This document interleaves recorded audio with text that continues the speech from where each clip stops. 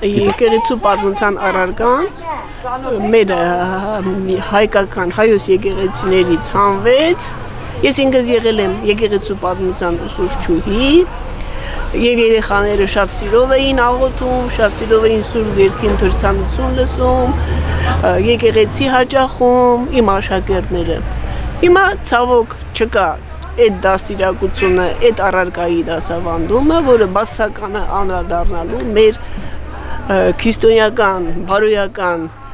կեցվածքի, քրիստոնեական, բարոյական ազգային արժեքների վրա բացասական է անդրադառնալու եւ մեր երիտասարդները ժամանակին, եթե մենք մեծերս չզբաղվենք իրենց դաստիարակությամբ, մենք մեր անհատական գործունեությամբ, մեր անհատական նախաձեռնությամբ, մեր երիտասարդները Աստծուց հեռացած վիճակի մեջ կընկնեն, որը Աստծուն հաճելի չի իհարկե եւ մեր ազգին վնասներ կլինեն, վնասներ, որ թույլ կտա Աստված։ Մեր ազգային նկարագիրը խեղաթյուրելու նպատակն է, դա չարի ծրագիրն է։ Մեր ազգային նկարագիրը խեղաթյուրելու, մեր պետականության հիմքերը խալխուլելու, որտեղ քրիստոնեությունը այն կրոնն է, որի մեջ եթե մենք հավատալիմ լինենք Քրիստոսին, Աստծուն, մեր պետականությունը, մեր երկիրը կհզորանա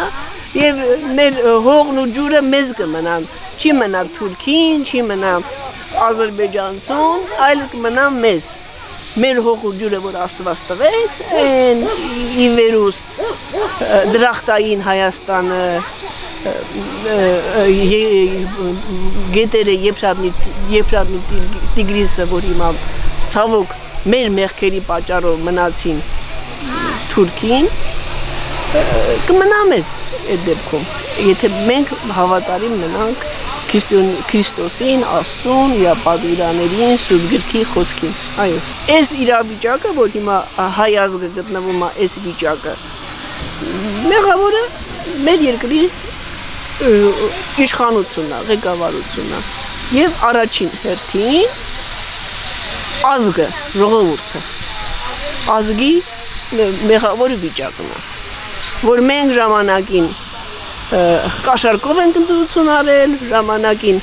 չենք Աստծո վախը չենք ունեցել, մեր երիտասարդներին, երեխաների մեջ չենք մտցրել Աստծո վախը, քրիստոնեական դաստիարակությունը եւ Աստված թույլ տվեց, որ մենք նման ղեկավարներ ունենանք, որ մեր երկիրը բաժան անեն, մեր հողն ու ջուրը։ Մեր ազգը աշխարհի վախճանից առաջ զորանալու է հավատի մեջ։ Եվ այդ ծովից ծով Հայաստանը, Արցախը, Թուրքիային մնացած հողերը, Մասիսարը նորից մեզ են վերադառնալու։ Ամեն։